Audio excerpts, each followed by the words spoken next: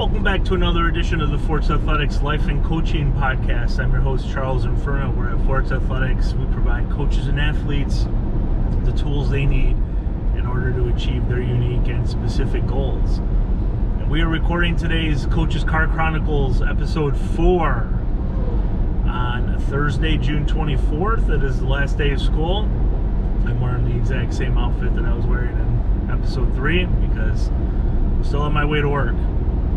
And we're going to try and start banking some of these videos and producing more content and sharing some more information with everybody. I appreciate all the feedback that we're receiving, that you're sharing on Instagram and Twitter and things, and coming to the website. It's really cool to know that there's some people out there that are interested in, what I'm sharing and some of my stories. And I know I jump around a little bit. I don't have a script, but I kind of have one between the ears, if you will. So, and if you've been watching or listening, when we talked about our Forts of Friday series, episode 1 of the Car Chronicles talked a little bit about goal setting and why achieving certain goals is really important for us. Episode 3, which is going to come out tomorrow, Friday the 25th. I talked a little bit about sacrifices and what it might take to achieve those goals. And I had a track coach at Fredonia, Doc Phillips, who unfortunately unfortunately just passed away recently. And he used to share this maxim with us of, you have your academics, you have your track, and you have your social life. And you can only excel at 2 of the 3, so choose wisely. And Doc was an interesting cat because he was a little older when he was coaching us rambunctious kids. He started coaching in Fredonia in the 70s, but his coaching career started in the 50s. He did his PhD at the University of Oregon when Steve Prefontaine was there, which is really cool when he shares stories of what that was like, and working with Steve and coaching him and things like that. Whenever we watch the Steve Prefontaine movies, or when we used to at Fredonia, he would always call out that never happened, or this scene was made up, or that conversation didn't really go the way it did, which is cool having that kind of perspective. But yeah, so when we talk about sacrifices, as I mentioned, we're not really talking about sacrifices where you're giving up everything. But there are some things that you might not be able to indulge in as much if your goal is to, win a national championship, or you want to, be a conference champion, things of that nature. And when we're talking about sacrifices of things we need to possibly give up, there's also things that we need to learn and acquire. So if any of you have watched one of the Lou Holtz Texas Longhorn speeches, where he speaks to the Texas Longhorn football team, he talks about these 5 idioms for success. And the first one is goal setting and why it's important. The second piece he talks about is what type of sacrifices are you willing to make in order to achieve your goals. And the third thing is talents and skills, and what new talents and skills do you need to acquire to achieve those goals. So I'm going to share a couple of different examples of conversations that I had with athletes, even what skill I tried to acquire as an athlete that led me towards actually achieving my goal, what I wanted to accomplish. But we'll start with Lewis because he's a great example, and people seem to be able to relate to his story. And he's just very outgoing personality when he was competing. I mean, he still competes, but in college. And he had that it factor. It's really difficult to put your finger on, but an athlete has it when you look at him. Anyway, so we were coming back for his senior year, and his previous 2 years, he was really a 2-turn grip and rip thrower with the weight. And he had pretty good technique in the hammer with 3 turns. And when we sat down in August of 15 to talk about the upcoming season, I made the suggestion that we would probably need to develop 3 turns in the weight to give himself the best chance to win nationals, because that was his goal. He was the top returning thrower in the nation, 1927 meters. So we put together a plan, and the new talent that he acquired, or skill I guess, is to do 2 turn and then 2 heels, so 3 turns in the weight from basically October to March. So we gave ourselves about 6 months. We knew he would have a good chance of going to nationals, and we slowly implemented a plan that would help him feel more comfortable in the circle with a toe turn. And we knew that there would be some meets that we would have to sacrifice some distance in order to really focus on technique. We weren't really concerned about like winning the other meets that weren't like conference championships or anything like that, because we felt pretty comfortable that at 19 meters, you know, there was a good chance he was going to win anyway. So we still really started drilling home a toe followed by 2 heels. We played around with a wind entry versus a sling entry, whatever would be most comfortable for him. And that was what we decided would be the best for him as far as technical development in order to achieve his goal. So I knew that, you know, 2 turn gripping and ripping probably wouldn't get him there.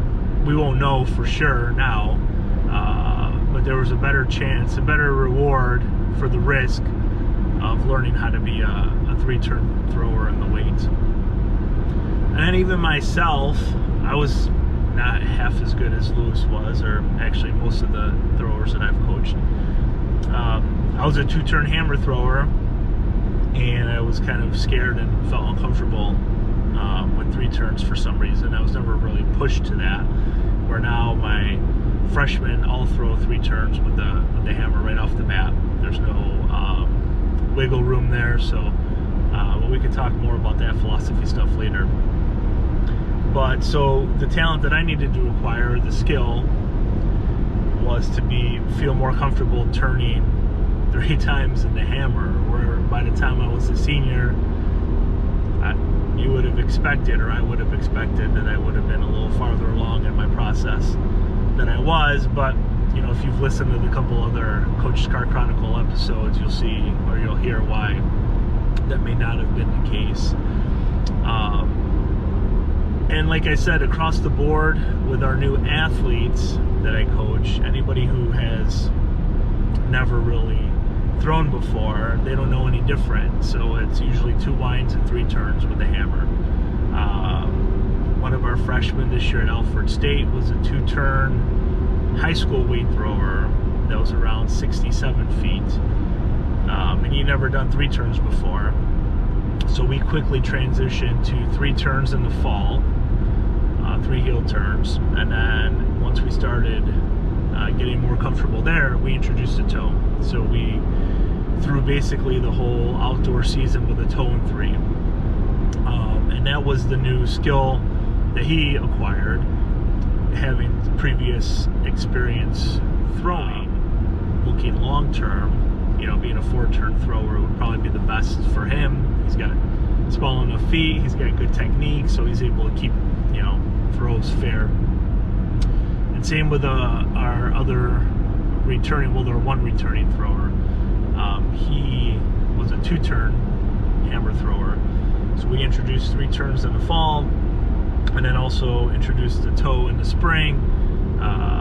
Really didn't get quite as proficient or as comfortable, so we dropped down back to 3 heel turns while still focusing on the toe and 3 over the course of our practice sessions. So depending on where you are in your throwing progress or just any type of athletic endeavors, having to take or wanting to take the next step in your maturation process, there's going to be some new skills, some new talents, some new concepts that we're going to need to learn.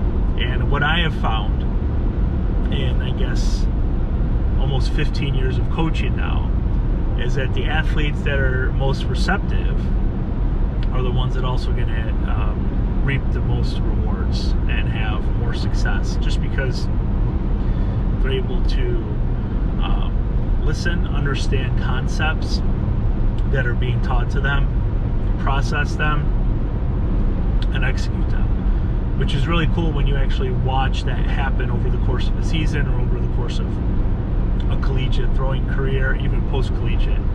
Not the athletes that, just can't pick up the physical tools. It's not that they can't do it, I don't think, because I've coached plenty of athletes, and there's plenty of throwers across the country that just show up on campus, never threw in high school, and end up having fantastic collegiate throwing careers. So I don't think it's about having the skill set. I think it's more about wanting to learn the skill set, and those are two different things. Some people might have the want to, and they need to learn the how to. Other people might have the how to, but they don't want to, if that makes sense. So I think depending on where your athletes are, regardless of what sports you're participating in, there's always going to be new type of skill development. There's always going to be new types of drills or little things, and I talked about it in our last episode, these like mundane, boring things. Dan Chambliss, one of my favorite people in the whole world, wrote a book about Olympic swimmers, and one of the big takeaways from the book was that the swimmers in Mission Viejo between the 80 and 84 Olympics basically did boring, mundane things day in and day out over the course of years in order to achieve their unique goals. In that case, it was qualifying for the Olympic Games in 84, but it was really interesting how, reading the book and meeting him and talking to him a couple times and really digging into those concepts, is that he would visit Mission Viejo. That's after he graduated and he had earned his PhD, and he lived through it for a couple years with the team in Mission Viejo as the athletes prepped for the Olympic trials in 84 and the Olympic Games in Los Angeles. So it's really interesting from his perspective of living there and being there, that it was basically just lap after lap after lap, being surrounded by a group of high level and high intensity people is what put these swimmers, literally on the map. I mean, you had Derek Torres, Rowdy Gaines was training there. There's a couple of snippets in there about Mark Spitz. So it's really interesting that these particular swimmers, their talent and skill was being able to endure longer, maybe more grueling training sessions than their counterparts, than their peers, which is something that allowed them to be extremely successful in the pool. So just some things to think about when we're talking about talents and skills in regards to throwing, that there's certain technical aspects of the throwing events that need to be mastered if an athlete wants to achieve a relative level of success, whether it's technical success or whether it might be distance success, championship success, etc. So hopefully that kind of makes sense. Dan Chambliss is a great guy. I'll think in the show notes I'll link to his book and some of the research that he's conducted on Olympic level swimmers and things. I think it's really interesting, and a lot of Angela Duckworth's work on grit kind of manifested itself from Dan's earlier work in the early 80s. But you've been watching Coach's Car Chronicles episode 4, Talent and Skill Acquisition. I really appreciate the support, like I mentioned earlier, for people watching and listening and just taking the time to comment and leave feedback and things. It's really cool for those of you that are watching. It kind of helps me put these ideas together more coherently and easily digestible for you who's watching.